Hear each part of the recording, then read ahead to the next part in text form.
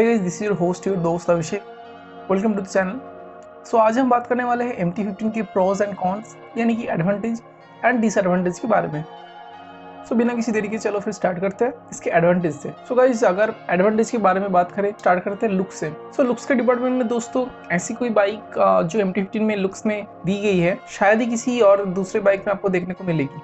दोस्तों to be honest with you, MT15 में जो लुक्स दिया गया है वो शायद ही आप किसी 150 या 200 या 400 सीसी कैटेगरी तक आपको देखने के लिए मिलेगी। थोड़ा फंकी टाइप का लुकिंग दिया है MT15 के लुक्स में, हेडलाइट के सेटअप में।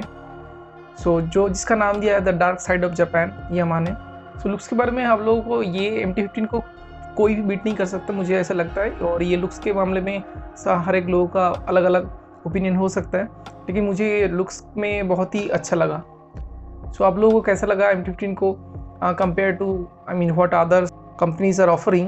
So you can comment down in the comment section. Next advantage के बारे में बात करें तो वहाँ पे आ जाता है इंजन। सो यहाँ पे जो BS6 कंप्लाइंट जो FI इंजन दिया है, और वो भी लिक्विड कूलिंग इंजन, जो कि मतलब 155 सीसी सेगमेंट में, लाइक 150 to 160 सीसी सेगमेंट में आपको ऐसे कोई भी बाइक देखने को नहीं मिलेगी जो लिक्विड कूलिंग के साथ आता है। And liquid cooling is compared far better than the air cool and the oil cooling for the longer period of time.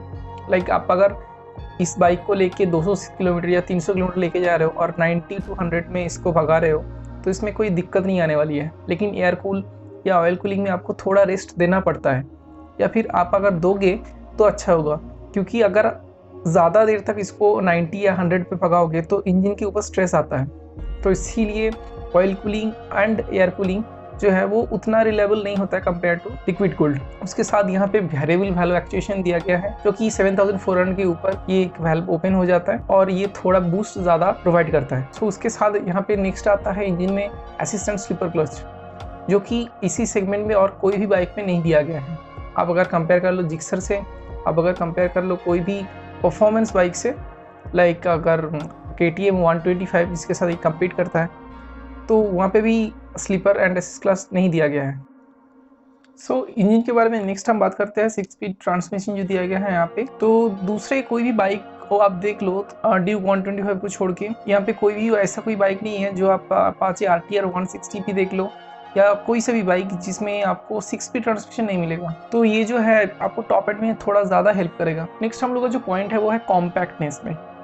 जो एडवांटेज के बारे में हम लोग अगर पॉइंट में आखेंगे तो कॉम्पैक्ट इसीलिए क्योंकि बाइक बहुत ही छोटी है लेकिन कॉम्पैक्ट है। इंजन को या फिर जो सीट दिया गया है वो बहुत ही छोटे जगह पे भी आपको पूरा फुल पैकेज आपको मिल जाता है। तो इसी के ये कॉम्पैक्टनेस आपको अगर फिर से किसी और एंगल से देखोगे, क्योंकि अगर थोड़ी ज़्यादा लंबी हाइट का राइडर हो जाता है तो उनके लिए थोड़ा दिक्कत आएगा, क्योंकि बाइक थोड़ी छोटी है। तो 5 फुट 10 इंच या फिर 5 फुट 11 इंच के जो राइडर है या उसके ऊपर जो राइडर है, तो उनके लिए थोड़ा दिक्कत तो आने ही वाला है, क्योंकि बाइक थोड़ा छोटी लगेगा, क्योंकि बाइक बहुत ही हल्की है। तो मैन्यूवर में प्रॉब्लम नहीं होगा, लेकिन उन लोगों के लिए जिन लोगों का हाइट थोड़ा ज़्यादा है, उन लोगों के लिए ये थोड़ा दिक्कत आने वाली है। नेक्स्ट हम लोग आते हैं बिल्ड क्वालिटी के ऊपर। दोस्तों एडवांटेज में इसीलिए बिल्ड क्वालिटी रख रहा हूँ, क्योंकि जो बिल्ड क्वालिटी दिया गया है MT15 में वो बहुत ही अच्छी है। मतलब स्विच गियर आप देख लो, आप कंसोल मीटर कंसोल देख लो, जो चीज़ दिया गया MT15 में वो कोई सा भी बाइक अभी इसी रेंज में आपको इतना सब इन्फॉर्मेशन नहीं मिलेगा। सो नेक्स्ट हम आते हैं राइडिंग पोस्चर। दोस्तों ये स्ट्रीट फाइटर नेकेड लुक दिया गया है इसीलिए ताकि आप लोग अगर लंबे राइड में भी जाना चाहते हो, 150 सीसी सेगमेंट होते हुए भी इसको आप 200-300 किलोमीटर आराम से लेके जा सकते हो राइडिंग पोस्चर के थ्रू। जो आपको राइडिंग पोस्चर यहाँ पे मिल जाता है तो उस पर आपको थकान महसूस नहीं होगी। फुट पैक भी उतना रियर सेट नहीं रखा गया है ताकि राइडर को बैक पे ना जाए, और हैंडल बार भी उतना फ्रंट फॉरवर्ड नहीं रखा गया है ताकि आपको हैंड जो पेन आए। तो ये भी एक प्रोज आप बोल सकते हो। नेक्स्ट हम बात करते हैं माइलेज के ऊपर। माइलेज में दोस्तों 150 सीसी सेगमेंट होते हुए भी इस बाइक को अगर आप अच्छे ढंग से चलाओगे तो अबव 40 to 45 का माइलेज आपको आराम से मिलेगा लिक्विड कूलिंग होने के बाद भी। लेकिन आप अगर इसको बहुत ही भगाओगे लाइक 120-130, तो इसका माइलेज 20 और 22 तक भी आ सकता है, ऐसे भी मैंने देखा है। तो अगर आप ऐसे बाइक चाहते हो जो कि मुझे हर एक दिन का सिटी राइड में भी अच्छा माइलेज मिले, उसके साथ अगर मैं हाईवे राइड भी जा सकता हूँ वीकेंड पे, तो उसके लिए भी आपको अगर MT15 लोगे तो उसमें आप आराम से इसको लेके जा सकते हो।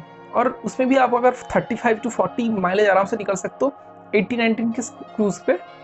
तो इसका जो कंफर्ट जोन है ना, लाइक आप अगर क्रूजिंग कर रहे हो तो उसको ट्राई करो 80 to 90 के बीच में रखने के लिए, या फिर थोड़ा उससे कम। तो उसमें आपको बहुत ही बढ़िया माइलेज मिलेगा और इंजन भी बहुत रिलायबल होगा। आप अगर लंबे समय तक इसको यूज़ करना चाहते हो आराम से चलाओ, कोई दिक्कत नहीं आने वाली है। सो दोस्तों नेक्स्ट बात हम लोग आते हैं कॉन्स पे, यानी डिसएडवांटेज के बारे में। सो जो मेन डिसएडवांटेज है वो है ABS। अब दोस्तों मुझे पता नहीं इतना महंगा होने के बाद भी यामाहा ने क्यों इसको सिंगल चैनल दे के रखा है। R15 है उसको डुअल चैनल दे दिया, तो उससे इस पर ज़्यादा फर्क नहीं है पैसे के मामले में। तो पता नहीं क्यों इसको सिंगल चैनल दे के रखा है, तो मुझे ये बहुत ही घटिया लगा। एटलीस्ट 150cc प्रीमियम सेगमेंट होते हुए इसको डुअल चैनल देना ही चाहिए था। सो नेक्स्ट हम बातें हैं प्राइस पे। ऑन रोड यहाँ पे कोलकाता में आता है 1,75,000 रुपये। सो बाइक थोड़ी सी महंगी ज़्यादा है और हर एक कंपनी कोविड को मद्देनजर रखते हुए हर एक महीने में दाम बढ़ा रहा है। अब पता नहीं वो लोग भी सोच रहे हैं कि मेरा बाइक ऐसे बिक ही रहा है तो प्राइस क्यों ना बढ़ाए, क्योंकि उन लोगों का टारगेट भी मीट हो रहा है। But I think for 150cc segment 1,75,000 is way too much. दोस्तों नेक्स्ट हम आते हैं जो डिसएडवांटेज के मुझे लगा वो है सीट कुशनिंग।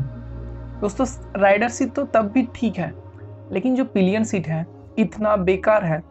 लाइक आप अगर बैठोगे ना 50 किलोमीटर जाओगे तो उसमें आपको दिक्कत आएगा कि मैं पीछे बैठ नहीं पाऊंगा। मतलब सीट कुशनिंग कुछ दिया ही नहीं आपको। अगर इसको टूरिंग पे लेके जाना है तो आपको ये कोई दूसरे लोकल शॉप से आपको ये सीट पे थोड़ा कुशन ऐड करना पड़ेगा, या कोई दूसरे आफ्टर मार्केट सीट लगाना पड़ेगा लंबी दूरी तक कवर करने के लिए। नहीं तो आप इस सीट पे ज़्यादा देर तक पिलियन पे नहीं बैठ पाओगे। और राइडर सीट भी तब भी ठीक है, क्योंकि हम लोग फोकस करते हैं बाइक चलाने के टाइम, लेकिन जो पिलियन है वो पीछे ही बैठे रहते हैं, उनको उतना याद नहीं रहता है जैसे हम लोग राइडर होते हैं फोकस रहते हैं पूरा रोड पे। तो इसीलिए जो पिलियन है उसमें बहुत ही घटिया टाइप का सीट दिया है, मुझे ऐसा लगता है। आप एक बार जाके शोरूम पे जाके चेक कर सकते हो। उसके बाद हम लोग आते हैं टर्निंग जो लाइट है उसके ऊपर। दोस्तों 1,75,000 की बाइक है, लेकिन टर्निंग लाइट दिया है बल्ब टाइप इंडिकेटर। तो यहाँ पे एटलीस्ट LED देना चाहिए था, क्योंकि हर एक सेगमेंट पे आप अगर एक्सट्रीम 160R को भी पकड़ लो तो उसमें भी LED इंडिकेटर दे दिया है, और उसका भी प्राइस कितना कम है। तो आप एक बार सोचो 50,000 रुपये आप एक्स्ट्रा दे रहे हो, उसमें भी क्या आपको मिल रहा है, एक बल्ब इंडिकेटर। तो नेक्स्ट हम लोग बात आते हैं प्लास्टिक की क्वालिटी के ऊपर। दोस्तों 1,75,000 जब दे रहे हो आपके ऊपर, तो आप एक्सपेक्ट करो कि थोड़ा ज़्यादा आपको जो क्वालिटी है तो उस पर कॉम्प्रोमाइज़ नहीं करना है, क्योंकि आप इतना पैसे दे रहे हो तो उसमें जो क्वालिटी आपको मिल रहा है तो वो उसमें अच्छा होना चाहिए। लेकिन दोस्तों मुझे ऐसा लगता है कि plastic quality is not up to the mark. So ये मतलब अच्छा किया जा सकता है।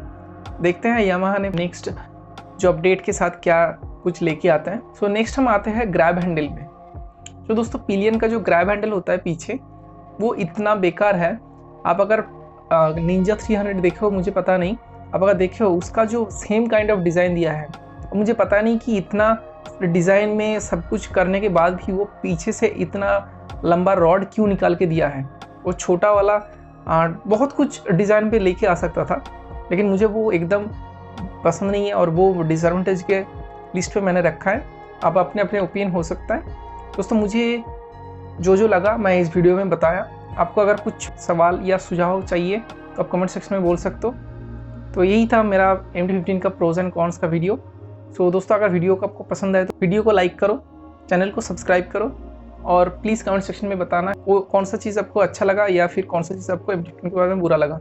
वीडियो के बारे में आपको कोई सवाल है या सुझाव हो कैसे हम लोग इम्प्रूव कर सकते हैं, तो उसमें भी आप कमेंट सेक्शन में बोल सकते हो। Thank you so much guys for watching. मिलते हैं नेक्स्ट वीडियो में। Take care, see you soon.